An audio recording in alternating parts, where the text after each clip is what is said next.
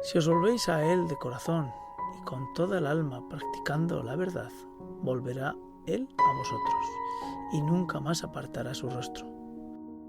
Ante la enfermedad, un podcast católico para acercarnos al mundo de la enfermedad.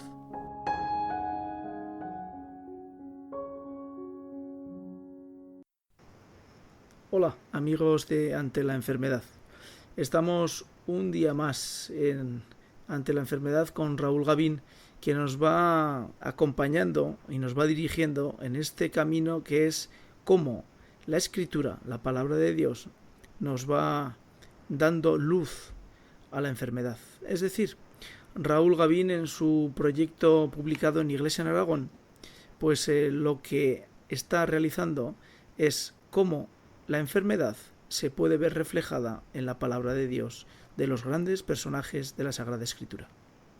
Hemos repasado unos cuantos de ellos y hoy nos toca José.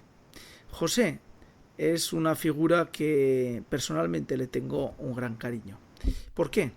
Porque cuando era pequeño iba a las catequesis del pueblo, construí todo un mundo en torno a José. Un hombre que es desde muy joven despreciado y envidiado por sus hermanos. ¿Qué peor le puede suceder a alguien que sus propios hermanos le envidien y lo desprecien? Después, para poder salvar la vida, escapa, huye, lo venden y se queda en Egipto. Y termina con una gran historia feliz, porque es el segundo después del faraón. Para mí, José, cuando lo descubrí y me lo describieron la primera vez, era algo así como un gran hombre dentro de la Biblia. Hola Raúl, ¿qué tal estás? Hola Eliseo, muy bien, muy contento también de hablar de José, que también es un personaje. ¿A quién no le gusta José, verdad? ¿A Sí, quién no le gusta? es un hombre que tiene que promueve, ¿verdad?, cosas positivas desde el punto de vista de su historia, ¿no? Y hoy Raúl nos va a ir entramando por qué José es un relato y un personaje dentro de la Biblia que nos puede hacer mucho bien a los que nos asomamos a ese punto que es la enfermedad. Y antes de comenzar vamos a hacerlo como otras veces y en otras ocasiones lo hacemos, pues rezando un Padre Nuestro para que el Espíritu Santo nos ilumine y nos ayude a hacer este caminar dentro de ante la enfermedad con la palabra de Dios. Padre nuestro que estás en el cielo, santificado sea tu Santificado sea nombre. tu nombre. Venga a Venga a nosotros tu nosotros tu reino. reino. Hágase Hágase tu tu voluntad voluntad en la en la tierra tierra como en como el en el cielo. cielo. Danos hoy Danos nuestro hoy pan de nuestro cada pan de día. cada día. Perdona nuestras Perdona nuestras ofensas, como ofensas, también como también nosotros nosotros perdonamos a perdonamos a los que los nos que nos ofenden. ofenden. No nos No dejes nos caer dejes en la caer la tentación tentación y líbranos y del mal. líbranos del mal. Amén. Bueno, pues vamos a ver, Raúl, cuéntanos un poquito cómo es la historia de José. Bueno, la historia de José creo que es además de las historias del Antiguo Testamento, posiblemente sea de las más conocidas. El Antiguo Testamento es el gran desconocido de la mayoría de los cristianos. Parece como que incluso de los sacerdotes en las homilías apenas predican sobre el Antiguo Testamento. A veces se ciñen, se detallan exclusivamente el Evangelio y como mucho, a veces las cartas de San Pablo. Pero el Antiguo Testamento apenas se detienen. Y sin embargo, José tiene una historia, vamos, José que es figura de Cristo, por otra parte, ¿no? José es figura de Cristo porque la vida de José, hijo de Jacob, vendido por sus hermanos, como Cristo vendido por sus hermanos, los apóstoles, ¿no? Vendido por sus hermanos, por Judas, vendido también, esclavo en Egipto, José, como Jesucristo también, que fue esclavo antes de ser crucificado, y en la cárcel, como Jesucristo también. Pero finalmente, pues José llegó a ser virrey, como decías tú, el segundo del faraón, el que más mandaba en Egipto. Reinó, como Cristo reinó en la cruz y como reina ya en los cielos, ¿no? Claro, la historia de José empieza, pues, José es el preferido de su padre. Y claro, esto de ser el preferido de sus padres, pues el preferido de su padre pues despierta envidias en sus hermanos. José, eran 12 hermanos, recordad que Jacob tuvo 12 hijos. Y por tanto José, que era el pequeño de los hermanos, de los hijos de Jacob, sus hermanos le envidiaban porque su padre le tenía preferencia. Entonces los hermanos no podían soportar esto y urdieron una trama, un plan para matarlo. Finalmente, entre una cosa y otra, parece que les dio cierto apuro matarlo y decidieron dejarlo en un pozo, abandonarlo y que bueno, pues que pasara lo que Dios quisiera o que muriera, pero no que lo mataran sus propias manos. Finalmente unos mercaderes que pasaban por ahí se lo llevaron como esclavo a Egipto y bueno, ahí empieza otra historia, una historia distinta de José esclavo en Egipto, que al final es llevado a la corte del faraón. Allí de nuevo, cuando parece que su vida puede volver otra vez a renacer, pues se le acusa de haber seducido a la mujer de faraón, es llevado de nuevo a la cárcel, hasta que en la cárcel, después de mucho tiempo, es llamado porque se le conocía porque interpretaba los sueños. Entonces, bueno, gracias a este don de Dios de interpretar los sueños, el faraón solicita su asistencia, es capaz de interpretar los sueños, un sueño del faraón, el famoso sueño de unas vacas gordas y unas vacas flacas, que no paraba de soñar en eso. José es capaz de interpretar ese sueño y bueno, gracias a eso pues lo nombra virrey de Egipto. Y esto, dicho pronto, rápido y mal, es la historia de José. Podríamos detenernos mucho más en el relato, ¿no? Pero bueno, se puede leer muy bien en el libro de Génesis, se entiende perfectamente. Yo invito a los oyentes a que dediquen un tiempo en releer la historia de José. Muy interesante. El relato de José está en el Génesis del capítulo 37 al 41, para los que se animen y lo hagan. En las notas que Raúl me avanza antes de realizar y lanzarnos a la grabación de este podcast, me ponía muy marcadamente, la enfermedad es un Egipto. Cuando lo leí la primera vez, pues la realidad es que la frase, una vez que la has leído, te queda convencida, porque Egipto, que además Egipto para los israelitas el significado es sufriente, ¿no? o dolor. Tiene un significado. Egipto como tal en hebreo es ya la palabra de sufrimiento total. Entonces, la enfermedad realmente nos atrapa y nos lanza hacia una situación de esclavitud que no nos deja mover. A ver, fíjate, Egipto, tú lo decías, ¿no? Que es signo siempre también Jesucristo huyó a Egipto, es signo de destierro, de esclavitud. Eso fueron esclavos en Egipto, el pueblo de Israel. Egipto es signo de lugar en el que no queremos estar, lugar donde no queremos estar, momento existencial en el que no nos gustaría estar. Por tanto, la enfermedad es un Egipto, porque es algo que nosotros... ¿Por qué José y María huyeron a Egipto? Porque no les quedó otro remedio. Pero no querían estar en Egipto, no era su misión en Egipto. Su Egipto no era el estado natural de las cosas. El hombre no ha sido creado para ser enfermo, el hombre no ha sido creado para sufrir, el hombre no ha sido creado para llorar, para estar doliente, ¿no? No es el estado natural. Por eso la enfermedad entiendo yo que es un Egipto, ¿no? Es una Egipto, esclavo en Egipto, ¿no? Porque la enfermedad nos lleva a esto, a estar donde no queremos, a hacer lo que no queremos. El esclavo es ese, es el que acaba haciendo lo que le dicen que tiene que hacer. Por eso yo me gusta llamar esto que la enfermedad es un Egipto, es un Egipto.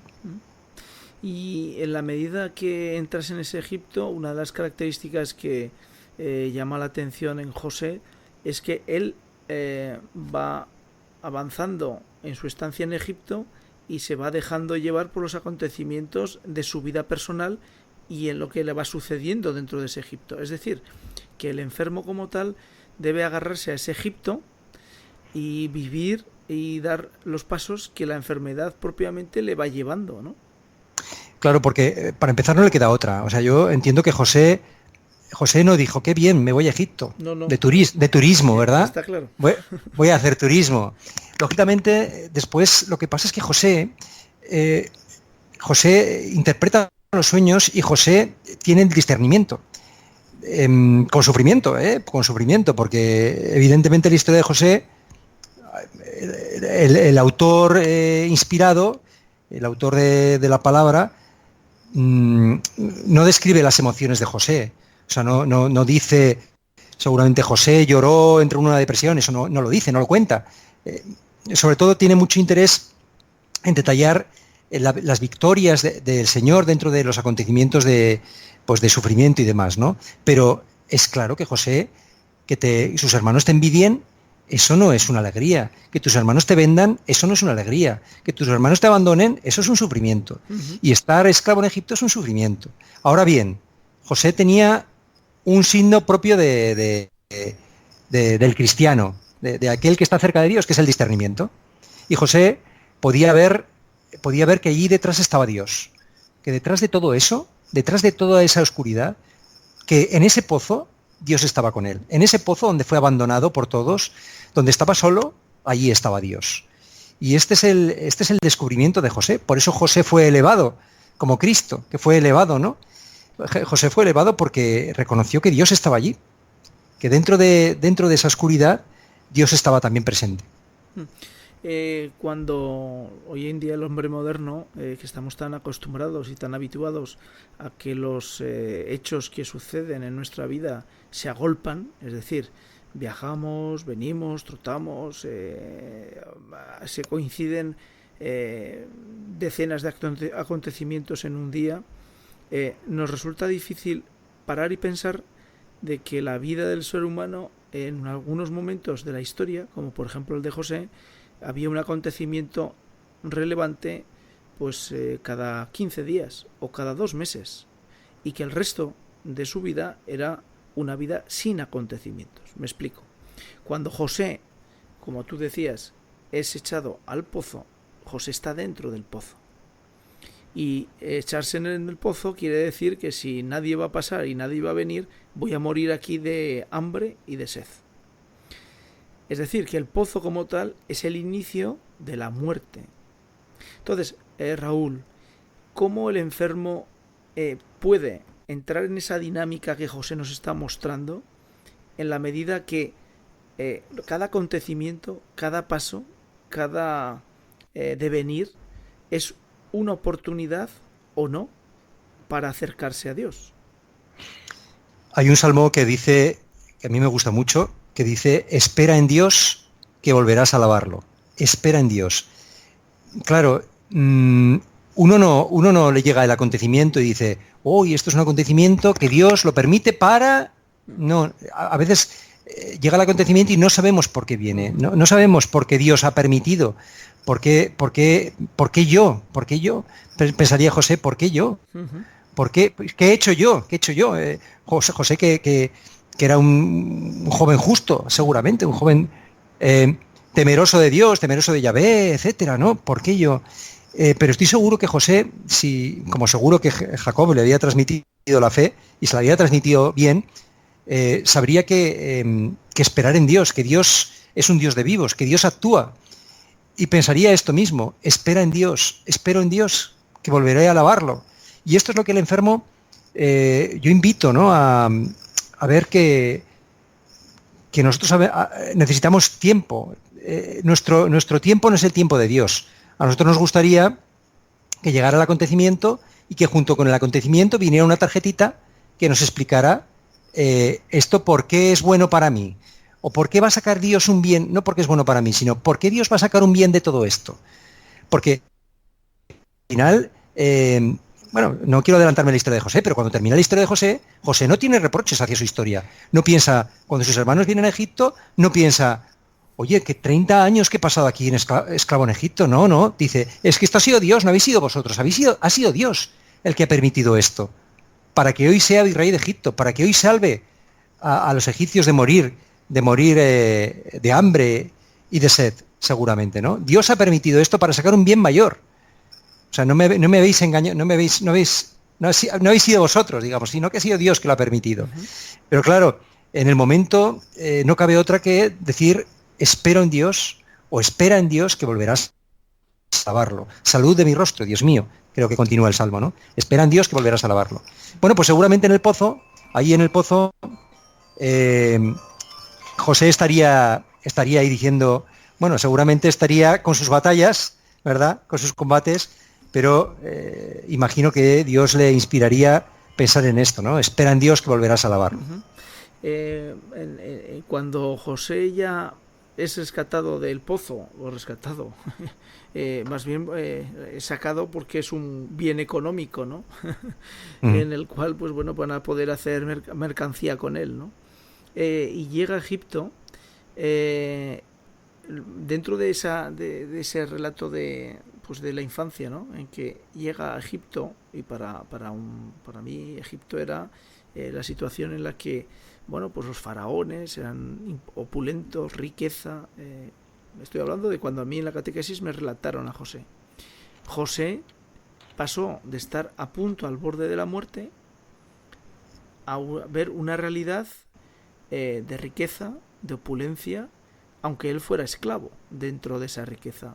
Con lo cual, allí José tuvo un punto de soplo, de brisa, para respirar y decir, bueno, todavía no estoy muerto, ¿no? Es decir, todavía estoy aquí y puedo ser contado entre los vivos de esta tierra.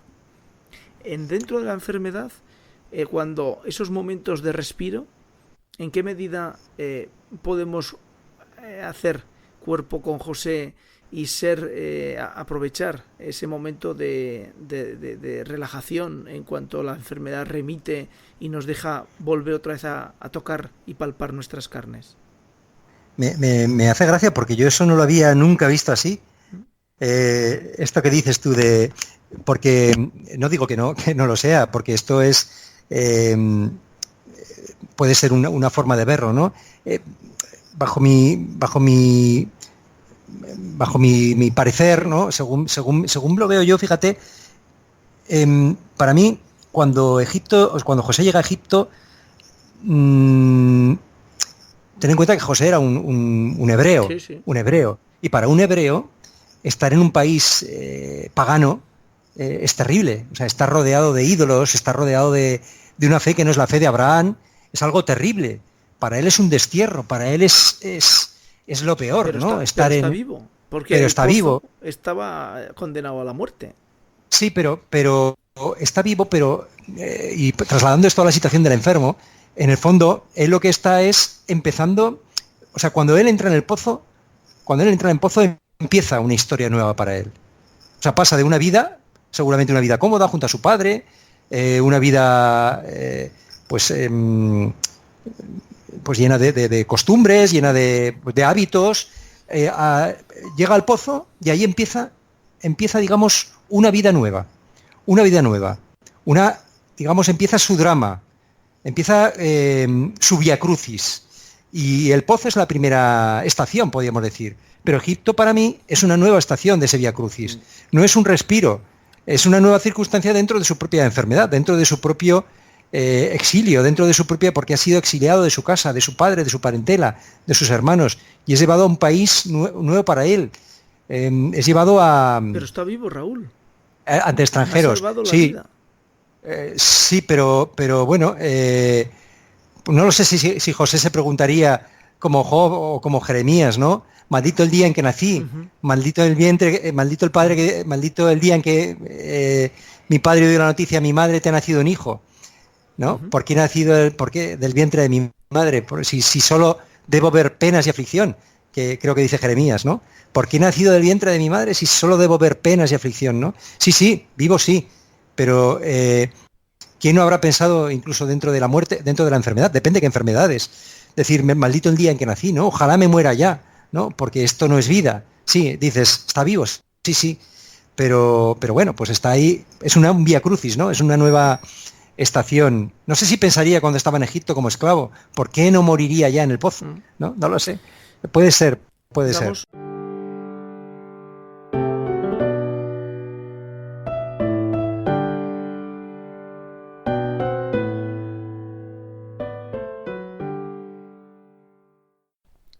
Agradecemos a Radio María, que nos cede gentilmente los contenidos que aparecen en su zona de podcast.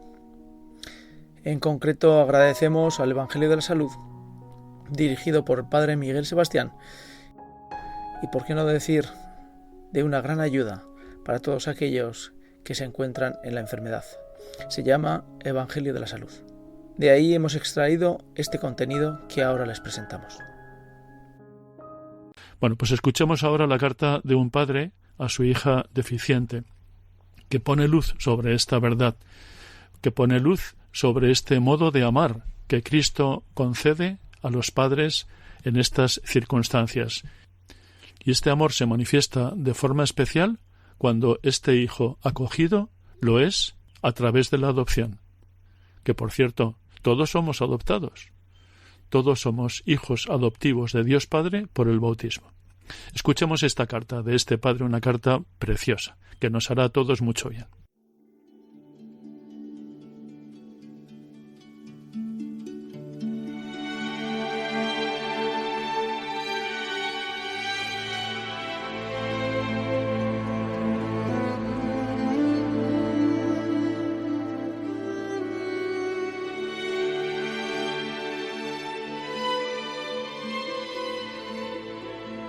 Carta de un padre a su niña especial. Hija mía, sé que nunca podrás leer esta carta que te escribo, que aunque te la lean no la entenderás, pero mientras escuchas sonreirás con el corazón lleno de felicidad y de amor, lleno de Dios.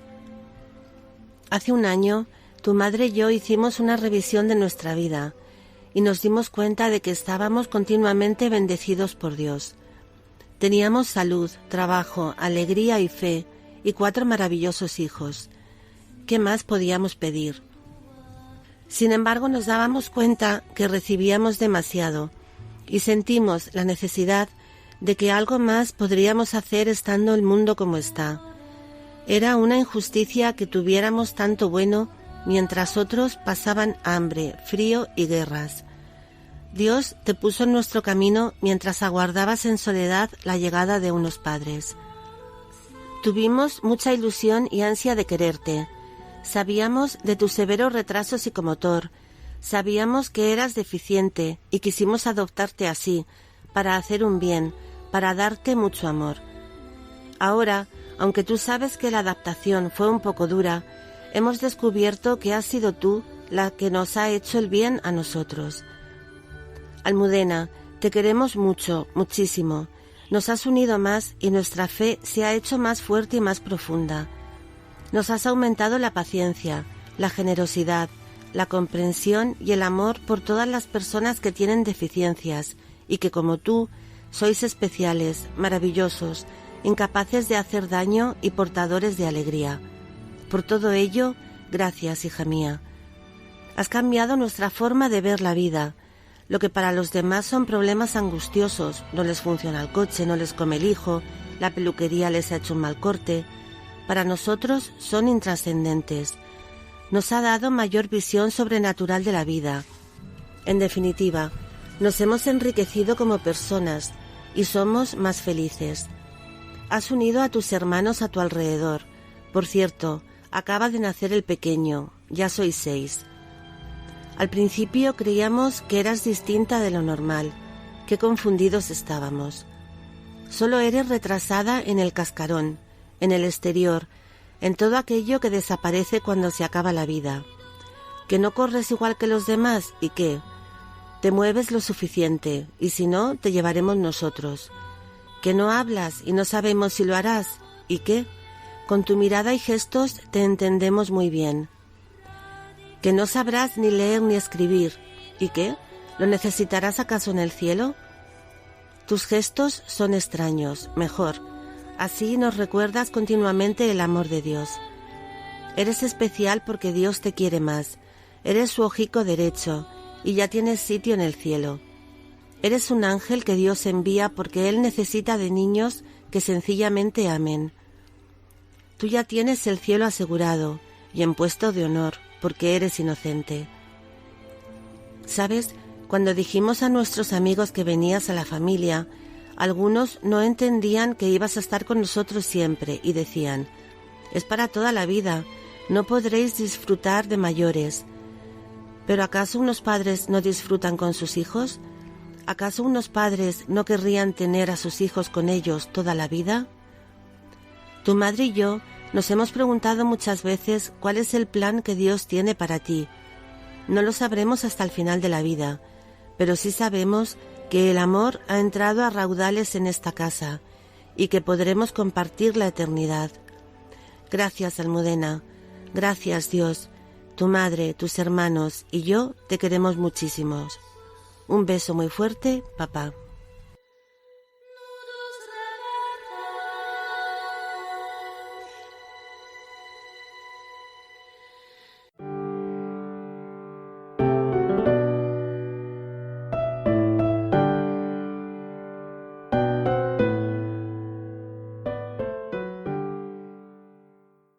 Hola amigos de Ante la Enfermedad. Hoy traemos a esta reflexión un aspecto que entendemos que todo cristiano debe conocer y seguir y comprender. La enfermedad es el gran momento que nuestra vida nos prepara para el encuentro con el mismo Cristo. A lo largo de nuestra vida buscamos a Cristo. Nuestra fe nos impulsa a Él, porque Él, en primer lugar, nos ha llamado, ha tocado nuestro corazón.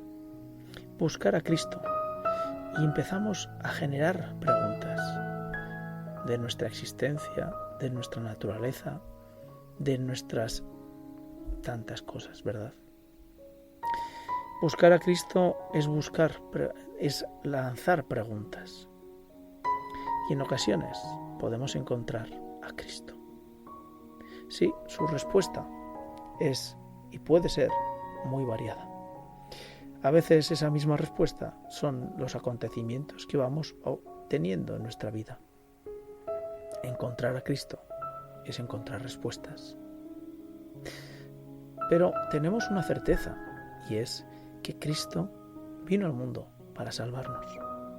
Su redención, su gloriosa redención, por medio de la cruz y por medio de su sufrimiento. Esa dimensión sobrenatural es necesario que la encontremos en nuestra vida. Es necesario construir ese camino del sufrimiento y de la redención en nuestra vida. Participar de su sufrimiento, del sufrimiento del mismo Cristo y ser corredentores por nuestro sufrimiento en su cruz. No podemos olvidar que el dolor, el sufrimiento, el mal en su máxima extensión son tres elementos de la vida humana que nos ayudan a experimentar debilidad, pequeñez y pobreza. Son tres cuestiones muy diferentes a lo que cotidianamente vivimos. Debilidad, pequeñez y pobreza no es precisamente lo que vivimos cotidianamente.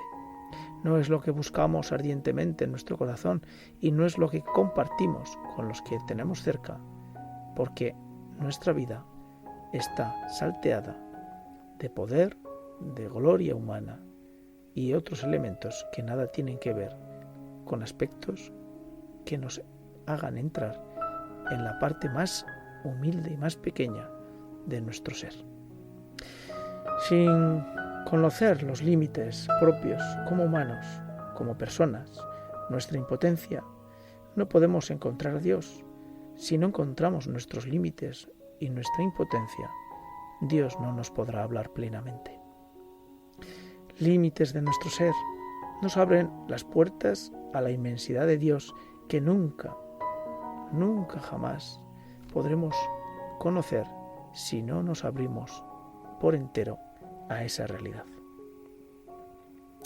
Nuestra visión salvífica no puede ser una visión salvífica de alegría y, por qué no decirlo, de pandereta.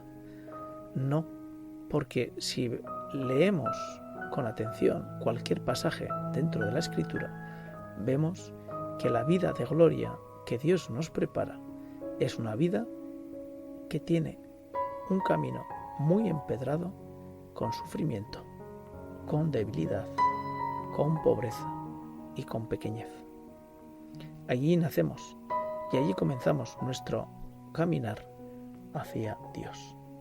En cada sufrimiento, en cada dolor, en cada enfermo, en nuestra enfermedad, está la puerta abierta al encuentro de Dios, de su Hijo. Por ello, unirse al enfermo, unirse a nuestra enfermedad, es estar muy cerca de Dios.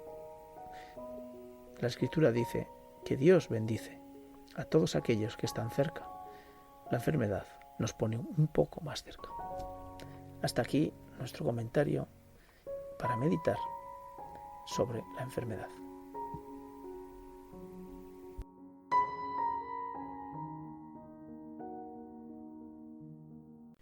Si os volvéis a Él de corazón y con toda el alma practicando la verdad, volverá Él a vosotros y nunca más apartará su rostro. Considerad, pues, lo que ha hecho por vosotros y a pleno pulmón dadle gracias. Bendecid al Señor de la justicia, ensalzad al Rey de los siglos. Y anunciaré su poder y su grandeza ante la enfermedad, un podcast católico para acercarnos al mundo de la enfermedad.